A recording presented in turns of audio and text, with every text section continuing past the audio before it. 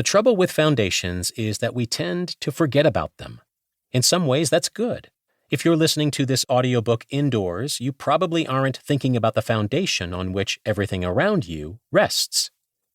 Even the phone or tablet in your hands is supported by your arms, which you may have propped on an armrest, which is attached to a chair, which is situated on a floor that rests on the building's foundation. If that foundation were to crack, the whole building might collapse. But you aren't thinking about any of that because you trust the building and its substructure. Someone else did the calculations, drafted the plans, poured the concrete, and knew just how much weight the foundation can bear. They did all of this so that you can sit in a chair and get lost in an audiobook without worry.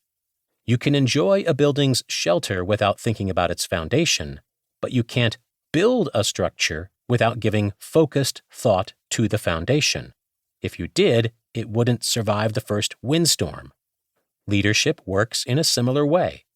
We appreciate the skills and character qualities our leaders have, often forgetting that those qualities rest on a foundation. If a poorly founded building cannot remain through the earth's shifts and storms, neither can a poorly grounded leader stand through life's twists and turns. So as much as you can enjoy someone else's leadership without thinking much about his or her foundation, you can't become a capable leader or develop another leader without thinking deeply about your own foundation. In this chapter, we will expose the bedrock of leadership so that you can study and master it before you take up the all-important tasks of leading and developing others. When Christian leaders crumble. In the world of architecture, foundational collapse can be abrupt and violent, as construction workers in the suburbs of Shanghai once experienced firsthand. Sprinting through a marathon, they rushed to finish windows and tiled facades of quickly constructed high-rise apartment buildings. Explosive growth in this part of China often pits the need for immediate homes against the need for safe homes. It's easy to see how pressure could lead a builder to use substandard materials or hasty methods. Cutting corners caught up with the developers right before the tenants moved in. Like a standing domino knocked over by a child's finger, one of the 13-story complexes tipped over. It ripped its concrete and rebar foundation from the earth and landed flat on its side.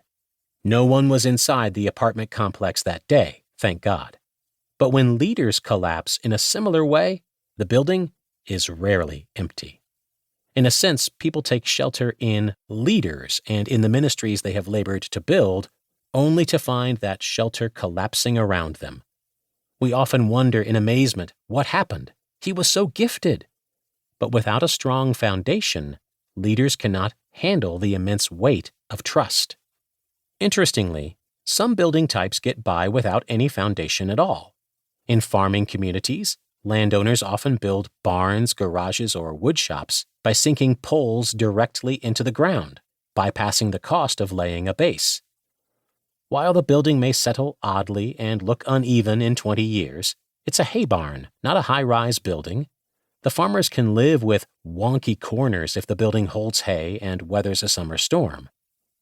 Farmers can enjoy the unique charm and live with the architectural frustration of an uneven building if it gets the job done. Many people feel the same way about their leaders.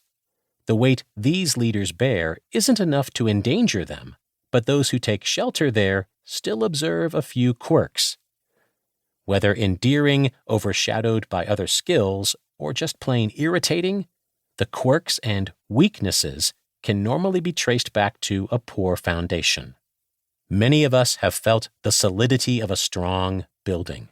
We've jumped up and down but felt no give.